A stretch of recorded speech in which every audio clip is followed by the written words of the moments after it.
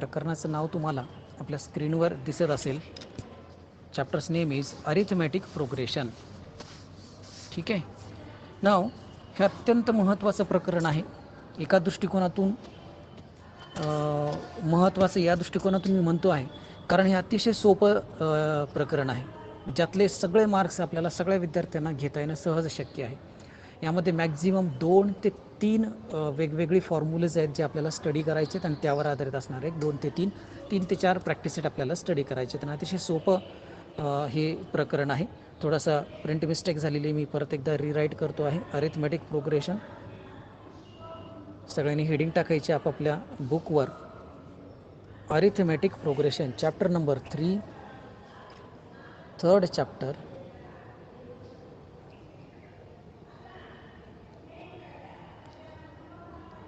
Arithmetic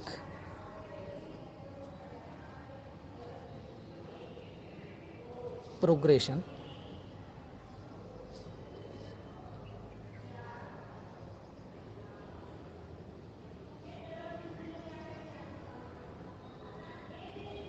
arithmetic progression. ठीक आहे.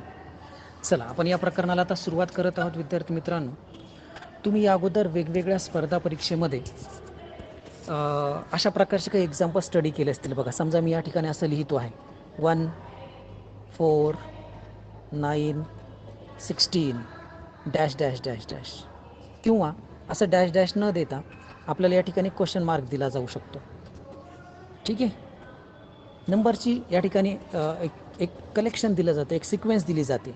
ठीक आहे. नंबर 2 मी या ठिकाणी उदाहरणार्थ देतो आहे 1, 3, 5, 7 आणि क्वेश्चन मार्क. असं देखील एखादा एक्झाम्पल तुम्हाला परीक्षेमध्ये विचारलं गेलं असेल या अगोदर.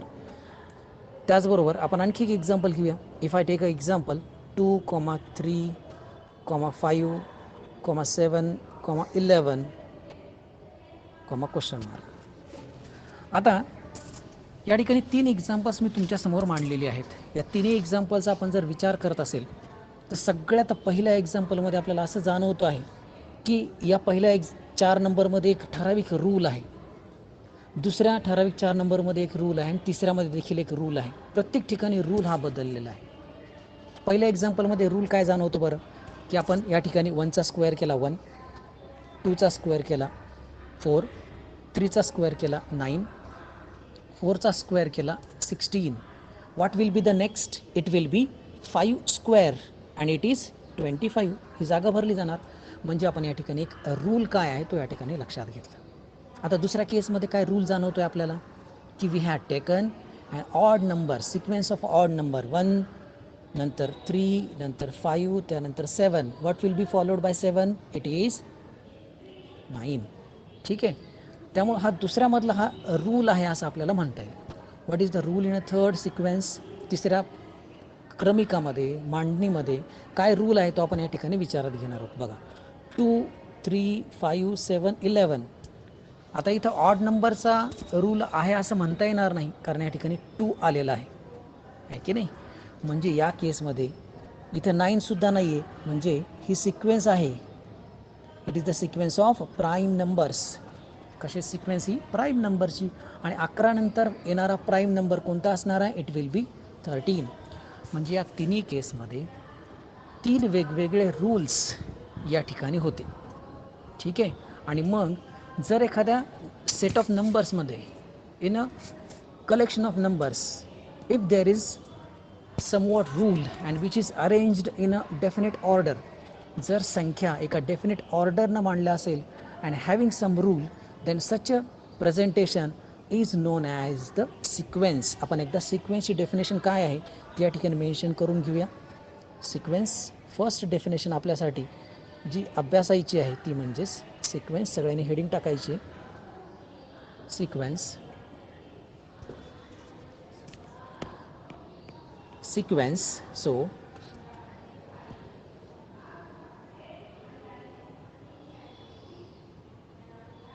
arrangement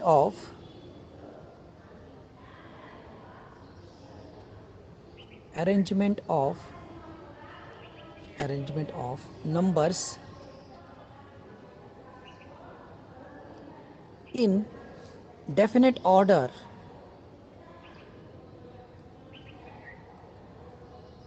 इन डेफिनेट ऑर्डर, एका ऑर्डरने आपण त्याला अरेंज करणार आहोत. And having definite rule, definite rule, त्यामध्ये एक डेफिनेट रूल असणं गरजेचं आहे. आपण अगोदरचे सगळे एक्झाम्पल जर पाहिले तर यामध्ये एक क्रम आहे, याच्यामध्ये क्रमबद्ध आहेत त्या, आणि एक रूल आहे प्रत्येकामध्ये वेगवेगळा. तर अशा प्रकारच्या मांडणीला आपण सिक्वेन्स कॉल करणार आहोत. यावरच्या सगळे एक्झाम्पल आहेत कशाच्या? सिक्वेन्सचे एक्झाम्पल आहेत. All the 3 are the example of sequence. हे 3च रूल असावे असं नाही, कोणतेही रूल तुम्ही या ठिकाणी घेऊ शकता. मग इवन नंबरचा रूल होऊ शकतो, ऑड नंबरचा होऊ शकतो, स्क्वेअरचा असू शकतो, ॲड 3, ॲड 5, असे वेगवेगळे रूल्स या ठिकाणी होऊ शकतात. Moreover terms of sequence is denoted by t1, t2, t3 and so on. tn, t stands for the term. T कशासाठी स्टँड्स करणार आहे? टर्म्ससाठी स्टँड करणार आहे. T1 ही पहिली टर्म असेल, T2 ही दुसरी टर्म असेल, T3 ही तिसरी टर्म असेल आणि Tn ही nth टर्म असणार आहे. n हा वेगवेगळा असू शकतो प्रत्येक एक्झाम्पलनुसार. ठीक आहे, एक व्हेरिएबल म्हणून आपण याला घेतला n. T1, T2, T3 up to Tn. These are the notation for the terms of sequence. आता आपल्याला एक ठराविक प्रकारची सिक्वेन्स या ठिकाणी विचारात घ्यायची आहे. आता कोणत्या प्रकारची ठराविक प्रकारची सिक्वेन्स इथे विचारात घ्यायची ते आपण बघूया. मी या ठिकाणी परत एकदा काही एक्झाम्पल्स तुमच्यासमोर मांडतो आहे. So some examples are there. See, first example if I write over here 1, 5, 9, 13 and so on. हे एक एक्झाम्पल लिहिलं. मी दुसरं एक्झाम्पल लिहितो आहे 2, 4, 6, 8 अँड सो ऑन. मी थर्ड एक्झाम्पल या ठिकाणी लिहितो आहे parallelly 5, 5, 5 and 5 and so on. And the fourth one more is there. चौथी या ठिकाणी घेतो आहे. It is 5, 8, 11, 14 and so on. या ठिकाणी 4 सिक्वेन्सेस मी मांडलेलं आहे असं मी म्हणणार आहे. पण 4ही सिक्वेन्सची स्पेशालिटी अशी आहे की यामध्ये एकच रूल आहे, कॉमन रूल आहे. जसं अगोदरच्या 3 एक्झाम्पलमध्ये सारखा रूल होता का? नाही. इथं स्क्वेअरचा रूल होता, इथे ऑड नंबरचा रूल होता, इथं प्राईम नंबरचा रूल आहे. आता या ठिकाणी या चौघांमध्ये एकच रूल आहे. कोणता रूल आहे तो आपण या ठिकाणी समजून घेऊया. बघा, करा बरं ऑब्झर्वेशन. तुम्हाला बऱ्याच मुलांना एक अंदाज आला असेल की या ठिकाणी काय रूल असला पाहिजे. 1, 5, 9, 13. बघा, मी जर 5 and 9चा डिफरन्स जर घेतला, if I take a difference of 5 and 1, तो मिळतोय 4, बरोबर. 9 आणि 5चा डिफरन्स घेतला तो देखील किती मिळणार आहे? 4. 13 आणि 9चा डिफरन्स घेतला तो देखील किती मिळतोय? 4 मिळतोय. ठीक, हीच प्रक्रिया पुढे करूया. आपण कॉन्सिक्युटिव्ह टर्ममध्ये डिफरन्स घेऊया. 4 आणि 2चा डिफरन्स येतोय 2, 6 आणि 4चा डिफरन्स येतोय 2, 8 आणि 6चा डिफरन्स हा देखील किती येतोय? 2 येतोय, बरोबर. डिफरन्स घेत चालू आपण कॉन्सिक्युटिव्ह टर्म्स. त्यानंतर 5 आणि 5चा डिफरन्स 0, या 5 आणि 5चा डिफरन्स 0, या 5 आणि 5चा डिफरन्स 0. इथे देखील आपण डिफरन्स घेतला आहे. त्यानंतर 8, 5 याचा डिफरन्स मी जर घेतला तो मिळतोय 3, 11, 8चा डिफरन्स घेतला तर तो मिळतोय 3, 14 आणि 11 याचा डिफरन्स जर घेतला तर तो मिळतो आहे 3. ठीक आहे. आता बघा, मी 4ही एक्झाम्पलमध्ये एकच रूल आहे असं म्हटलं होतं. कोणता रूल आहे बरं? की if we take the difference of 2 consecutive terms of a sequence, एका सिक्वेन्समध्ये कॉन्सिक्युटिव्ह टर्म्सचा मी जर डिफरन्स जर घेतला तर तो कॉन्स्टंट येतो आहे. कॉन्स्टंट येतो आहे. कॉन्स्टंट म्हणजे सारखा राहणार. जसं की या पहिल्या एक्झाम्पलमध्ये जर पाहिलं आपण तर या थ्रूआउट एक्झाम्पलसाठी कॉमन डिफरन्स हा सारखाच आहे. किती आहे तो? 4. ह्या दुसऱ्या एक्झाम्पलसाठी कॉमन डिफरन्स हा सारखाच आहे आणि तो किती आहे? 2. तिसऱ्या एक्झाम्पलमध्ये कॉमन डिफरन्स कॉमन डिफरन्स हा मात्र किती आहे? 0 आहे आणि तो त्या सिक्वेन्ससाठी राहणारच आहे. आणि शेवटच्या सिक्वेन्ससाठी हा आहे 3. प्रत्येक सिक्वेन्ससाठी डिफरन्स बदलेल, पण त्या सिक्वेन्ससाठी मात्र तो कसा असणार आहे? कॉन्स्टंट असणार आहे. तर अशा प्रकारच्या सिक्वेन्सला आपण अरिथमेटिक प्रोग्रेशन कॉल करणार आहोत. काय कॉल करायचं आहे? Arithmetic progression. आता आपण त्याची डेफिनेशन घेऊया. अरिथमेटिक प्रोग्रेशन, अरिथमेटिक प्रोग्रेशन ज्याला आपण शॉर्टकटमध्ये AP असं देखील लिहिणार आहोत. ठीक आहे. आता मी आत्ता एक डेफिनेशन काय सांगितली तुम्हाला, की आपण जर कॉन्झिक्युटिव्ह टर्ममधला डिफरन्स हा जर घेतला आणि तो जर कॉन्स्टंट आला तर त्याला आपण अरिथमेटिक प्रोग्रेशन कॉल करायचं. आणखी एक डेफिनेशन काय होऊ शकते, की आपण प्रत्येक टर्म मिळवण्यासाठी जर एक स्थिर संख्या कॉन्स्टंट नंबर जर ॲड करत गेलो, जसं की बघा पहिल्या एक्झाम्पलमध्ये बघूया. ह्या 1मध्ये मी 4 ॲड केला, 5 आला. 5मध्ये 4 मी ॲड केला, 9 मिळाले. 9मध्ये परत मी 4 ॲड करणार, मला काय मिळणार? 13. म्हणजे प्रत्येक टर्म ऑब्टेन करण्यासाठी आपण एक कॉन्स्टंट नंबर ॲड करतो आहे प्रिव्हियस टर्ममध्ये. ठीक आहे. आणि तो कॉन्स्टंट नंबर 4 असेल, जसं या ठिकाणी 4 होता, या ठिकाणी 2 आहे, इथं 0 आहे, इथं 3 आहे. अशी एक डेफिनेशन होऊ शकते. तर दुसरी डेफिनेशन जी आहे ती मी या ठिकाणी कोट करतो आहे, ज्यामध्ये आपण एक ठराविक नंबर ॲड करतो आहे. Each term is obtained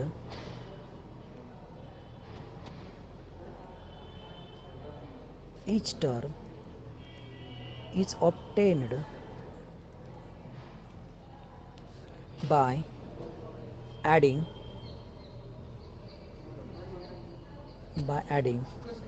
a particular term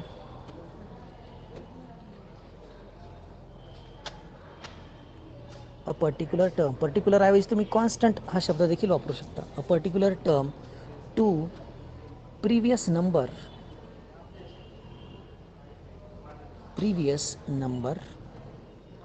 such a सिक्वेन्सला आपण शॉर्टकटमध्ये SEQ देखील लिहू शकतो. सिक्वेन्स इज नोन ॲज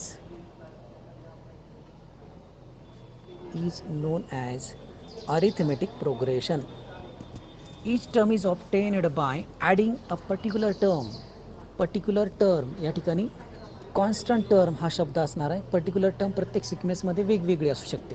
जसं की इथं बघा पहिल्या एक्झाम्पलमध्ये पर्टिक्युलर टर्म काय होती? 4. ठीक आहे. दुसऱ्या एक्झाम्पलमध्ये पर्टिक्युलर टर्म काय होती? 2. तिसऱ्यामध्ये 0. चौथ्यामध्ये 3. ही वेगवेगळी असू शकते. तर अशा प्रकारच्या एक्झाम्पलला आपण अरिथमेटिक प्रोग्रेशन कॉल करणार आहोत. ठीक आहे. I will write somewhat example of arithmetic progression. कोणी विद्यार्थी सहज अरिथमेटिक प्रोग्रेशनचे एक्झाम्पल तयार करू शकतो. बघा, well familiar set of natural numbers 1 2 3 4 5. बघा बरं, अरिथमेटिक प्रोग्रेशन आहे की नाही, ज्याची कॉमन डिफरन्स किती भरतो आहे? कॉमन डिफरन्स म्हणजे काय? कॉन्झिक्युटिव्ह टर्ममधला डिफरन्स किती भरतो? कॉन्झिक्युटिव्ह टर्ममधला डिफरन्स 1. इथं बघितलं तर हा 1 येणार, इथं बघितलं तर हा 1 येणार. ठीक आहे. With common difference 1. ठीक आहे. Arithmetic progression. दुसरं एक्झाम्पल घेऊया आपण. Example number 2. 7 10 13 16 and so on. This is again an example of arithmetic progression. हे देखील कशाचं एक्झाम्पल असणार आहे? अरिथमेटिक प्रोग्रेशनचं एक्झाम्पल असणार आहे, ज्यामध्ये फर्स्ट टर्म काय आहे? First term is 7 and common difference आपण जनरली D या लेटरने डिनोट करणार आहोत. ते तुम्हाला आता पुढच्या काही स्टेप्समध्ये लक्षात येईलच. With common difference D equal to 3. Common difference काय आहे? D equal to 3. पहिल्या याच्यामध्ये 1 होता, आता हा 3 आहे. ठीक आहे. ओके. खाली आपण काही टर्म्स या ठिकाणी मेन्शन करूया. काही व्हेरिएबल्स ज्याला आपल्याला म्हणता येऊ शकतात. Here T1 T2 T3 T4 dash dash dash dash Tn are the terms of arithmetic progression. जसं सिक्वेन्सच्या आपण ह्या टर्म्स मानत होतो, तसंच T1 T2 T3 T4 up to Tn ह्या देखील कशाच्या टर्म्स असणार आहे? अरिथमेटिक प्रोग्रेशनच्या टर्म्स असणार आहेत. वेअर आपल्याला आणखी दोन टर्मिनॉलॉजी या ठिकाणी डिफाईन करायचे, त्या म्हणजेच काय की या T1ला आपण बऱ्याच वेळेस ए कॉल करतोय. T1ला बऱ्याच वेळेस काय कॉल करतोय, A stands for the first term also. And common difference मी आतापर्यंत बऱ्याच वेळेस उल्लेख केलेला आहे. Common difference is nothing but the difference of two consecutive terms. दोन क्रमवार टर्मची डिफरन्स हा म्हणजे काय असणार आहे, कॉमन डिफरन्स असणार आहे. आणि हा नेहमी घेत असताना आपल्याला शक्यतो दुसऱ्या टर्ममधून पहिली टर्म मायनस करून मिळवायचा असतो. T2 minus T1. किंवा एखादा विद्यार्थी असंही करू शकतो, T3 तिसऱ्या टर्ममधून दुसरी टर्म मायनस करू शकतो, हेही चालेल फॉर्म्युला. किंवा एखादा विद्यार्थी काय करू शकतो, T4मधून T3 हा कोणत्याही दोन टर्म्स समोरच्या टर्ममधून प्रिव्हियस टर्म मायनस करायची. इन जनरल आपण काय फॉर्म्युला या ठिकाणी मेन्शन करू शकतो, D is nothing but Tn आणि त्याच्या मागची टर्म, Tnच्या मागची टर्म कोणती असणार आहे, Tn minus Tn minus 1th term, nव्या टर्मच्या अगोदरची term n minus 1th term. आणि यानं आपण हा डी काढत असतो. ठीक आहे. A stand for the first term and D stands for the common difference. ठीक आहे. तर परत एकदा मी रिवाईज करतोय अरिथमेटिक प्रोग्रेशनच्या डेफिनेशनपासून. Arithmetic progression is nothing but the sequence having difference between the two consecutive terms is constant. कोणत्याही दोन कॉन्झिक्युटिव्ह टर्ममधला डिफरन्स हा कसा असला पाहिजे, कॉन्स्टंट असला पाहिजे. त्याला आपण AP अरिथमेटिक प्रोग्रेशन कॉल करतोय. किंवा दुसरी डेफिनेशन काय सांगितली आहे, each term is obtained by adding a fixed term or particular term to the previous one. Previous टर्ममध्ये आपण ती जर ॲड करत असेल तर तयार होणारी सिक्वेन्स ही काय असणार आहे, अरिथमेटिक प्रोग्रेशन असणार आहे. त्याचे काही एक्झाम्पल्स घेतले आपण. आणि या अरिथमेटिक प्रोग्रेशनची फर्स्ट टर्म आपण एने डिनोट करणार आणि कॉमन डिफरन्स डी हा मिळवणार आहोत आपण कशाने, कोणत्याही दोन कॉन्झिक्युटिव्ह टर्ममधल्या डिफरन्सनं आपण मिळवणार आहोत. ठीक आहे. इथपर्यंत आपण आलो. नाव विथ दिस इन्फॉर्मेशन, या सगळ्या इन्फॉर्मेशनच्या साह्यानंच आपल्याला प्रॅक्टिस सेट 3.1 घ्यायचं आहे. त्यामुळे सगळ्यांनी आता हेडिंग टाकायचे, practice set 3.1.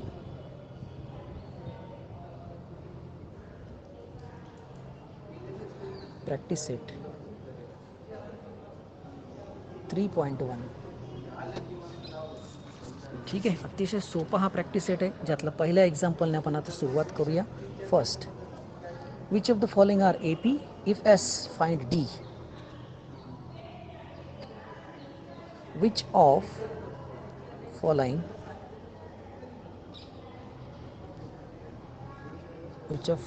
R AP arithmetic progression question mark. If S जर असेल then find D. Common difference हा आपल्याला फाइंड आउट करायचा आहे. So for that we are having the first sequence 2, 4, 6, 8 and so on. बघा, मला असं वाटत नाही याला सोडवण्याची काही गरज पडली पाहिजे. आहे का बरं हे arithmetic progression? The answer is S. आणि S कशामुळं? कारण कॉमन डिफरन्स कितीचा दिसतोय आपल्याला? 2चा कॉमन डिफरन्स दिसतो आहे. फक्त हे उत्तर कसं लिहायचं ते बघा सगळ्यांनी. लेट आपण सपोजिशनच स्टार्ट करूया. ज्या 4 टर्म्स दिल्यात त्यांना आपण T1, 2, T2 दुसरी term 4, T3 third term 6 and T4 fourth term 8 असं आपण सपोज करूया. ज्या 4 टर्म्स 5 टर्म्स दिल्या असतील त्यांना T1, T2, T3, T4 असं आपण सपोज करणार आहोत. Now we will going on finding the difference of consecutive terms. आता मी T2 मधून T1 हा डिफरन्स काढून ठेवतो आहे. T2 मायनस T1, T2 आहे 4 मायनस T1 आहे 2. T2 मायनस T1 किती भरतोय? 2 भरतोय. असंच आपल्याला पुढच्यासाठी करायचं आहे. जसं आपण आता T2 मायनस T1 केलं, आता T3मधून T2 मायनस घेऊया. T3 मायनस T2, T3 आहे 6 मायनस 4. हे देखील डिफरन्स येणार आहे 2चा. आणि आणखी एक T4 minus T3, T4मधून T3 minus करूया. 8 मायनस 6 हा देखील मिळतो आहे 2. आणि सगळे डिफरन्सेस मी जर असं ऑब्झर्व केलं तर मला हे कॉन्स्टंट आलेले दिसत आहेत, सारखे आले की नाही. हियर हियर आपण असं म्हणू शकतो की आपण कोणत्याही दोन कॉन्झिक्युटिव्ह टर्ममधला डिफरन्स घेतला म्हणजे कसं, T N minus one, nth term आणि त्याची प्रिव्हियस टर्म याचा डिफरन्स जर घेतला तर तो मला कॉन्स्टंट मिळतो आहे डी, आणि डीची किंमत या ठिकाणी किती आहे, 2 आहे. ठीक आहे. आणि म्हणून hence given sequence is an AP is an arithmetic progression. दिलेली सिक्वेन्स ही काय असणार आहे, अरिथमेटिक प्रोग्रेशन असणार आहे. परत एकदा बघा, दिलेले 4 टर्म्सला आपण T1, T2, T3, T4 असं सपोज केलं आहे. त्यानंतर त्यांचा कॉन्सिक्युटिव्ह टर्ममधला डिफरन्स घेतला, तो 2 भरला आणि आपल्याला असं लक्षात येतं की याला आपण काय कॉल करू शकतो, मग सिक्वेन्स कॉल करू शकतो. चला आपण दुसरं एक्झाम्पल घेऊया यातलंच. दुसरी सिक्वेन्स 2, 5/2, 3, 7/3 अँड सो ऑन. पुढची सिक्वेन्स तुमच्या पुस्तकात दिली आहे. चला याला देखील आपल्याला T1, T2, T3, T4 ने सपोज करायचं आहे. So start with the supposition. Let T1 equal to 2, T2 equal to 5/2, T3 equal to 3 and T4 equal to 7/3. T4 equal to 7/3. ठीक आहे. चला तर आता कॉमन डिफरन्स घेत जाऊया consecutive टर्ममधला. T2 minus T1. T2 मधून T1 मायनस करायचा. T2 आहे 5/2 मायनस T1 आहे 2. ठीक आहे. याची छेदात काहीच नाही, याचा अर्थ 1 घेऊया. क्रॉस मल्टिप्लिकेशन मी करतो आहे. 5 × 5 मायनस 2 × 2 होणार आहे 4, आणि दोन्ही छेदांचा गुणाकार होणार आहे 2, आणि मग 5 - 4 येणार आहे 1/2. हा झाला डिफरन्स पहिल्या दोघांचा. आता T3 आणि T2चा डिफरन्स घेऊया. T3 minus T2. T3 आहे 3 मायनस 5/2. याच्याही छेदात कोणीच नाही, याचा अर्थ 1 घेऊया. क्रॉस मल्टिप्लिकेशन मी करतो आहे. 3 × 2 होणार आहे 6 मायनस 5 × 1 होणार आहे 5 अपॉन 2 × 1 2. 6 - 5 होणार आहे 1/2. इथे देखील डिफरन्स सारखा येताना दिसतो आहे आपल्याला. शेवटचा डिफरन्स घ्यायचा आपल्याला. T4 minus T3. T4ची व्हॅल्यू ठेवत आहोत आपण. T4 minus T3. T4 आहे 7/3 मायनस T3 आहे 3. इथे छेदात कोणीच नाही, याचा अर्थ 1 घेऊया. ठीक आहे. 7 × 7 तिरका गुणाकार, 3 × 2 = 6, आणि दोन्ही छेदाचा गुणाकार केला तर तो होणार आहे 3, आणि म्हणून 3 × 3 हे होणार आहेत 3 × 3 होणार 9, एक करेक्शन, आणि दोन्ही छेदाचा गुणाकार होणार आहे 3. 7 - 9 हे मिळतं आहे आपल्याला -2/3. कॉन्सिक्युटिव्ह टर्ममधला डिफरन्स सारखा दिसतोय का विद्यार्थी मित्रांनो? कॉन्सिक्युटिव्ह टर्ममधला डिफरन्स हा सारखा दिसत नाही, आणि म्हणून खाली काय लिहिता येईल आपल्याला, here Tn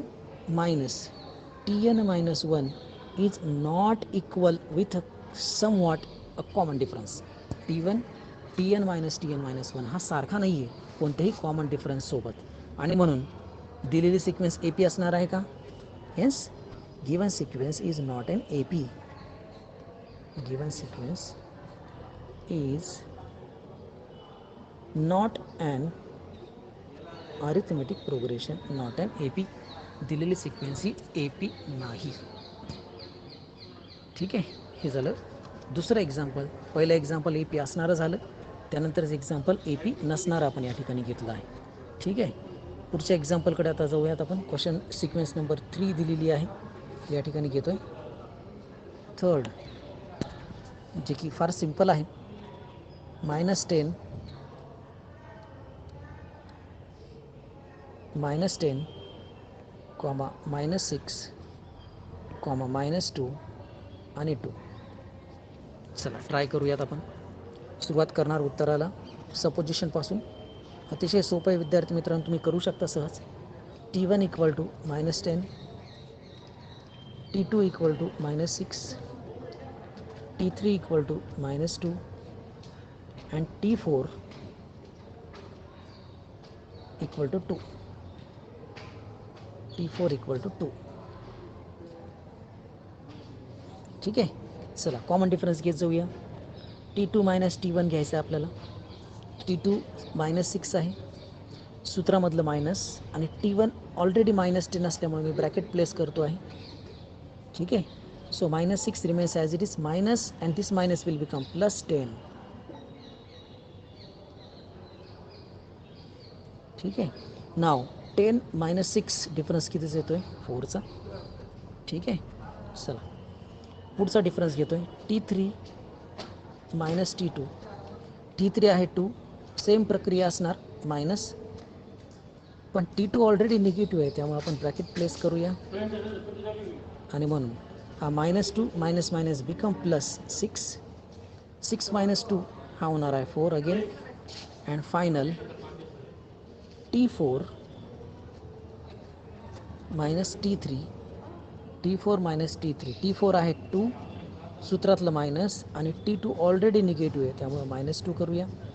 so 2 minus minus become +2. परत एकदा उत्तर किती मिळते आपल्याला? 4. काय लक्षात येते बरं आपल्याला की दिलेल्या सिक्वेन्ससाठी कॉन्सिक्युटिव्ह टर्ममधला डिफरन्स हा कॉन्स्टंट आहे, आणि म्हणून आपल्याला काय मेन्शन करता येऊ शकतं? Here Tn minus 1 this is equal to constant, आणि ज्याची व्हॅल्यू मिळते आहे 2. ठीक आहे. तर आज आपण विद्यार्थी मित्रांनो अरिथमेटिक प्रोग्रेशन त्याची डेफिनेशन बघितली. त्याचबरोबर प्रॅक्टिस सेट 3.1 यामधले काही एक्झाम्पल्स देखील बघितलेत. मला असं वाटतं तुम्हा सर्वांना अगदी पहिला जो पोर्शन आहे याचा पहिला भाग आजच्या तासिकेचा या प्रकरणाचा तास हा लक्षात आला असेल. उद्या आपण आणखी डिटेलमध्ये बघूयात. समजलं आज घेतलेलं विद्यार्थी मित्रांनो? हो सर. ओके. उद्याच्या तासिकेला आपण डिटेलमध्ये जाऊयात. आजच्या तासिकेला आपण थांबवत आहोत. Good bye. Okay sir. Bye sir.